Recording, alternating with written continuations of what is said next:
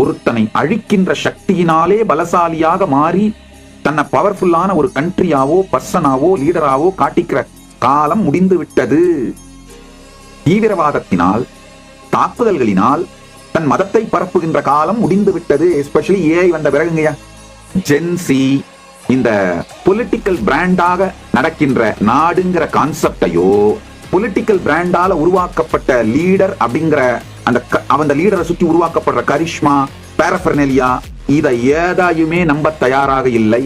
ஜென்சிக்கு spiritual awakening கொடுத்தா மட்டும்தான் அவங்க தங்களை தாங்களே அழித்துக் கொள்ளுகின்ற ஜென்சி புரட்சிக்குள் செல்லாமல் இருப்பார்கள்.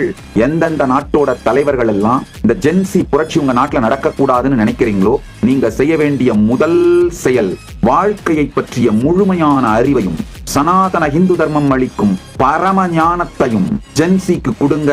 வாழ்க்கை, சமூகம், தனிமனித நிலை, குடும்ப நிலை, சமூக நிலை, நாடு நிலை, உலக நிலை, இந்த ஒவ்வொரு நிலையிலும் அமைதி எந்த அளவுக்கு முக்கியம், அமைதியின் மதிப்பு என்ன, பீஸோட சேர்ந்த ஃப்ரீடம் தான் கிரியேட்டிவிட்டியாவும் சக்சஸ் ஆகும் மாறும்.